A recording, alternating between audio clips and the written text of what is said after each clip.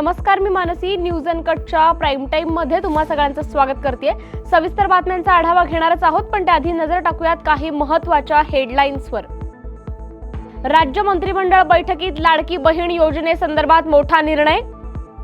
बच्चू कडू यांच्याकडून आमदार प्रवीण तायडे यांच्या जीवाला धोका, सुरक्षा देण्याची कार्यकर्त्यांची मागणी. सातारा जिल्ह्यातील फलटणमध्ये श्रीमंत मालोजीराजे कृषी प्रदर्शनाला उत्साहात सुरुवात. आणि धुळ्याचा पैलवान तरुण कुमार चित्ते उत्तर महाराष्ट्र केसरीचा मानकरी. आता पाहूयात सविस्तर वृत्त. राज्य मंत्रिमंडळ बैठकीत लाडकी बहीण योजनेसंदर्भात मोठा निर्णय घेण्यात आलाय. ज्याचं उत्पन्न 2.5 लाखांपेक्षा जास्त आहे त्याची पडताळणी होणार असल्याचं महिला आणि बालकल्याण विकास मंत्री अदिती तटकरे यांनी जाहीर केलंय. मंत्रिमंडळ बैठकीनंतर अदिती तटकरे यांनी प्रसारमाध्यमांशी संवाद साधला. लाडकी बहीण योजनेच्या मूळ GR मध्ये आम्ही कोणतेही बदल करत नाही. स्थानिक प्रधानाकडून तक्रारी आल्यात. ज्यांच्याकडे 4 चाकी वाहनं आहेत त्यांची पडताळणी होणार असल्याचं अदिती तटकरे म्हणाल्यात.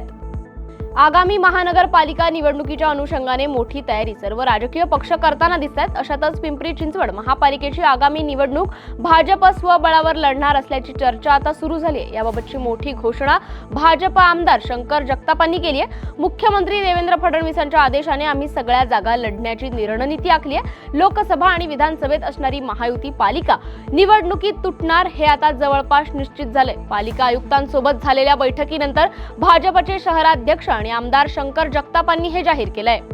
अमरावतीच्या अचलपूर मतदारसंघाचे माजी आमदार बच्चू कडू यांच्याकडून आमदार प्रवीण तायडे यांच्या जीवाला धोका आहे. त्यांचे गावगुंड कार्यकर्ते हल्ला करण्याची शक्यता आहे, म्हणून तायडे यांना सुरक्षा प्रदान करण्यात यावी अशी मागणी भाजप अचलपूर येथील भाजप शिष्टमंडळाने ग्रामीण पोलीस अधीक्षक विशाल आनंद यांना निवेदनामार्फत केली आहे. निवेदन देण्याचं कारण काय? आम्ही प्रहारचे आमदार माजी आमदार यांच्या कार्यकर्त्यांनी ज्या धमकी वजा बाईट दिल्या त्या संदर्भात आम्ही SP साहेबांना भेटलो. SP साहेबांना आम्ही एक निवेदन दिलं की आमचे सन्माननीय आमदार प्रवीणभाऊ तायडे हे दिवसभर जनतेच्या संपर्कात असतात, लोकांच्या कामासाठी संपर्कात असतात. त्यांच्या सुरक्षेचा अतिशय महत्त्वाचा मुद्दा आहे. त्यांना सुरक्षा प्रदान करावी. सोशल मीडियावर ज्या अश्लील टिप्पणी आमच्या आमदार साहेबांच्या विरोधात होत आहे त्याच्यावर कारवाई करावी.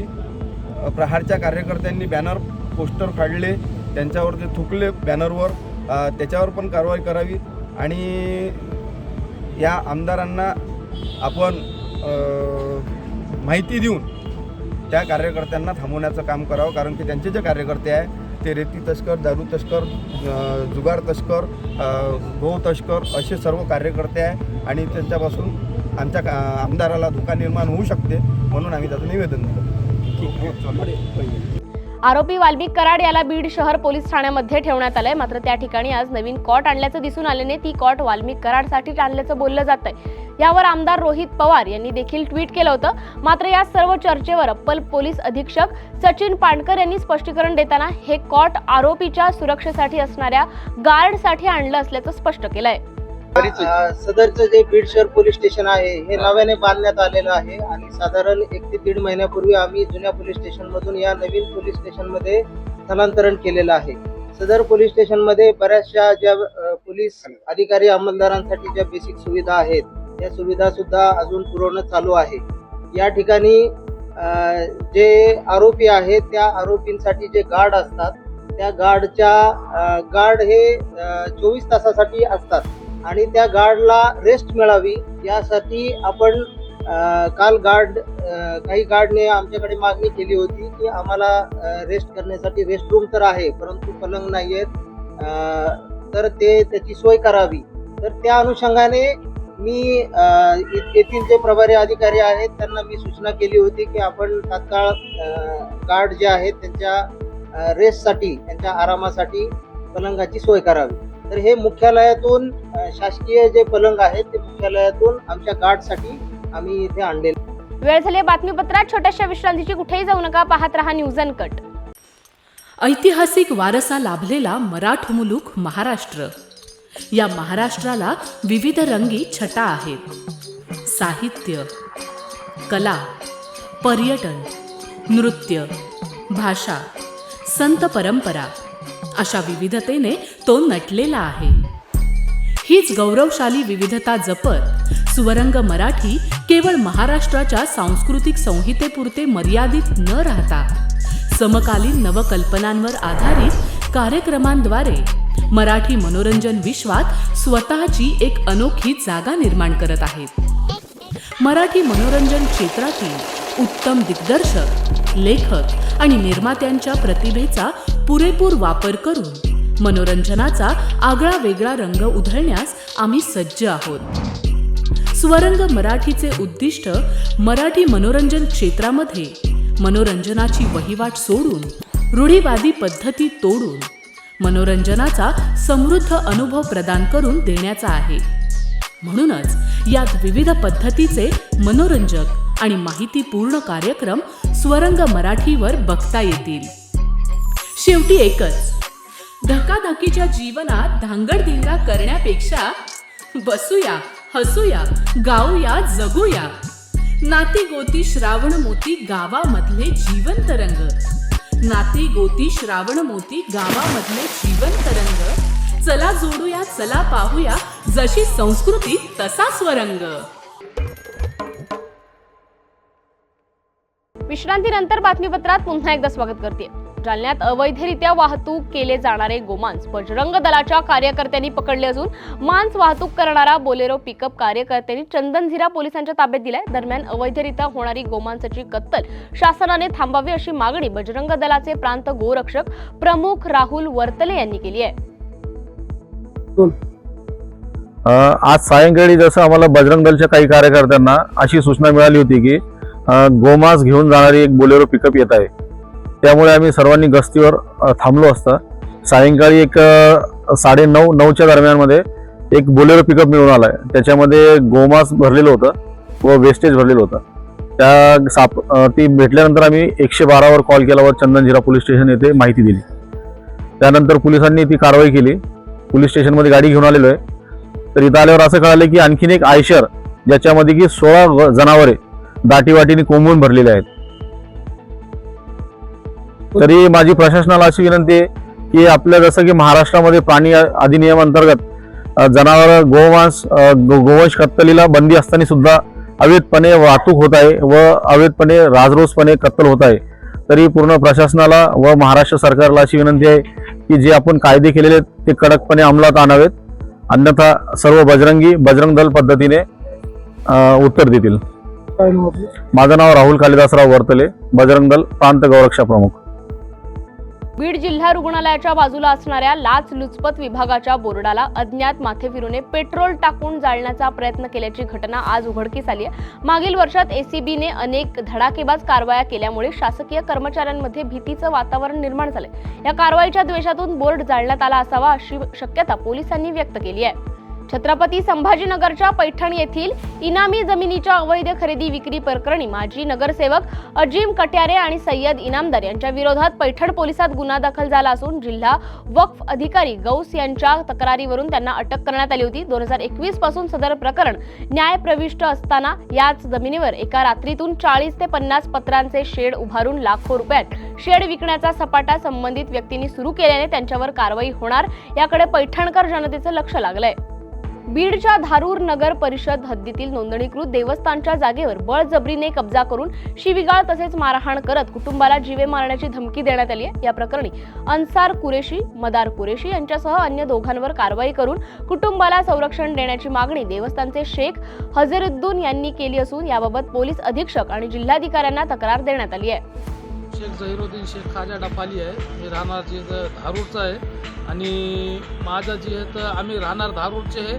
जवळपास आमच्या 4 पिढ्यापासून आम्ही तिथं राहत आहोत आणि आमची जागा तिथं मालकीची स्वतः जागा पण तिथं जे आहे तर काही आमच्या गल्लीतले काही खाटकाचे लोक आहेत जे की 2 नंबरचे धंदे करणार आहेत. प्रशासनाला हाताखाली धरून आम्हाला जे आहे ते दबाव टाकीत आहे आणि आमचं जे आहे बांधकाम तिथं अडवलं. आम्हाला जे आहे नगरपालिकाचे घरकुल भेटलेले आहे. आमचं जे आहे बांधकाम चालू आहे आणि नगरपालिकाचे आम्हाला जे आहे बांधकाम परमिशनसुद्धा भेटलेले आहे आणि आम्ही तिथं आमचं बांधकाम चालू असताना तिथं आमच्या गल्लीतले लोक येऊन आम्हाला दाबदर्द करून आमचं बांधकाम बंद केलं आणि आम्हाला म्हणले तुम्हाला आम्ही गल्लीत राहू देणार नाही, ही जागा आमची आहे आणि तुम्ही गल्लीत कसा राहतात, तुम्ही धारूरमध्ये कसं राहतात हे बघून जे तुमच्याकडे बघू, तुम्हाला आम्ही गावात राहू देणार नाही असं आम्हाला येऊन दमदमशाही केली.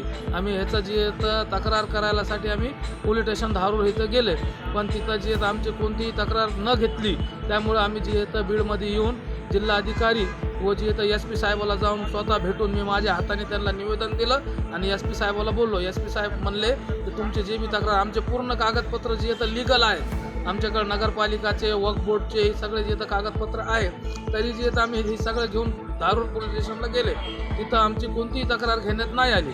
तर आम्ही SP साहेबाला जाऊन भेटलो. SP साहेब म्हणले तुमचे जे तर जी बी तुमचं काम आहे आणि जी बी तुमची तक्रार आहे त्याच्यावर आम्ही जे ते ॲक्शन घेऊ. वेळ झाली आहे बातमीपत्रात छोट्याशा विश्रांतीची. कुठेही जाऊ नका, पाहत रहा न्यूज अनकट.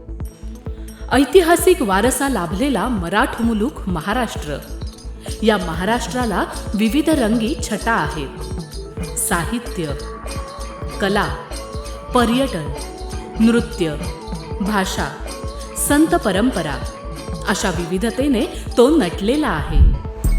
हीच गौरवशाली विविधता जपत सुवरंग मराठी केवळ महाराष्ट्राच्या सांस्कृतिक संहितेपुरते मर्यादित न राहता समकालीन नवकल्पनांवर आधारित कार्यक्रमांद्वारे मराठी मनोरंजन विश्वात स्वतःची एक अनोखी जागा निर्माण करत आहेत. मराठी मनोरंजन क्षेत्रातील उत्तम दिग्दर्शक, लेखक आणि निर्मात्यांच्या प्रतिभेचा पुरेपूर वापर करून मनोरंजनाचा आगळा वेगळा रंग उधळण्यास आम्ही सज्ज आहोत.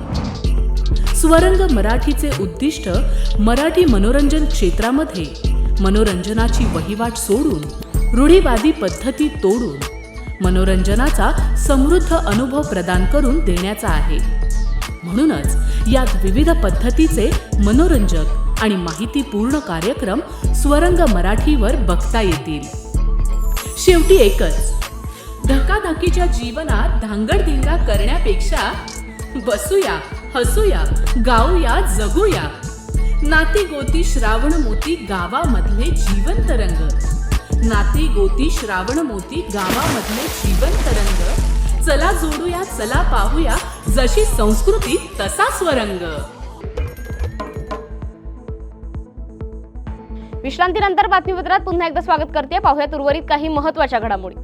बीड तालुक्यातील लिंबा गणेश पंचक्रोशीतील गेल्या 4-5 दिवसांपासून असलेल्या ढगाळ वातावरणामुळे तसेच काही ठिकाणी झालेल्या पावसामुळे हरभरा पिकांवर अळ्यांचा प्रादुर्भाव झाला. या रोगांवर नियंत्रण मिळवण्यासाठी कीटकनाशकांची फवारणी करावी लागत असल्याने महागड्या औषधांचा आर्थिक भुर्दंड शेतकऱ्यांना सोसावा लागत असून शासनाने पंचनामा करून नुकसान भरपाई द्यावी अशी मागणी शेतकऱ्यांनी केली आहे. काय ना तुमचं? सूरज बारीकराव ढास, मुळकवाडी, तालुका जिल्हा बीड. काय नेमकं हरभऱ्याची परिस्थिती? मागील 4-5 दिवसामध्ये धुक्याचं वातावरण जास्त असल्यामुळे या ठिकाणी हरभऱ्याच्या झाडावर आता आळ्या पडलेल्या आहेत. त्या घाट्यामध्ये आहे सध्या हरभरा, घाटा आणि फुले. तर या धुक्यामुळे पिकाचं नुकसान होत आहे आणि त्यासाठी आता परत डबल फवारणी घेत आहे. त्याच्यामुळे खर्च वाढलेला आहे शेतकऱ्यांना. सातारच्या फलटणमध्ये फलटण एज्युकेशन सोसायटी विद्यालयाच्या प्रांगणात श्रीमंत मालोजीराजे कृषी प्रदर्शनाला आज उत्साहात सुरुवात झाली आहे. या प्रदर्शनात नवनवीन तंत्रज्ञान असणारे अनेक स्लॉट्स उभारण्यात आले असून यात कृषी क्षेत्राशी संबंधित असणारे वाहने, अवजारे, औषधे त्याचबरोबर विविध प्रकारच्या वस्तू प्रदर्शन आणि विक्रीसाठी ठेवण्यात आले. या प्रदर्शनात शेतीविषयक सर्व माहिती प्रशिक्षणाच्या माध्यमातून मिळणार असल्याचं यावेळी सांगण्यात आलं आहे. नमस्कार शेतकरी बांधवांनो, मी बाबासाहेब बोबडे, कृषी तज्ञ, KB बायोऑर्गॅनिक या कंपनीमधून आलेलो आहे. तरी आपला सध्या या कृषी प्रदर्शनामध्ये KBचा स्टॉल आहे. तर आपल्या KB स्टॉलला सर जेवढे काही 100% ऑर्गॅनिक आपले मार्केटमध्ये चालणारे टोटल 18 प्रोडक्ट आहेत. त्या 18 प्रोडक्टमध्ये आपले काही कीटकनाशक आहेत, काही बुरशीनाशक आहेत, काही वायरीसाईड आहेत, काही ॲकेडिसाईड आहेत. त्यानंतर आपले काही PGRचे प्रोडक्ट आहेत, जसं नोवाझाईम आहे, नोवा ड्रिप आहे, त्यानंतर नोवा G आहे. तर असे टोटल आपले 18 प्रोडक्ट आहेत आणि 100% ऑर्गॅनिकमध्ये भारतामध्ये काम करणारी पहिलीच कंपनी आहे. नाशिकच्या निफाडमध्ये झालेल्या कुस्ती स्पर्धेत धुळ्याच्या तरुण कुमार चित्ते या मल्लाने आपलं कौशल्य दाखवत उत्तर महाराष्ट्र केसरी होण्याचा बहुमान मिळवलाय. या कुस्ती स्पर्धेत मिळालेल्या घवघवीत यशाबद्दल कुस्तीप्रेमींसह मान्यवरांकडून तरुण कुमार चित्ते याच्यावर अभिनंदनाचा वर्षाव करण्यात आलाय. या स्पर्धेत अनेक नामवंत मल्लांनी हजेरी लावत आपले कुस्तीतील कौशल्य पणाला लावल्याचं पाहायला मिळालंय. वेळ झाली या बातमीसह प्राईम टाइम मध्ये इथेच थांबायची. पाहत रहा न्यूज अनकट.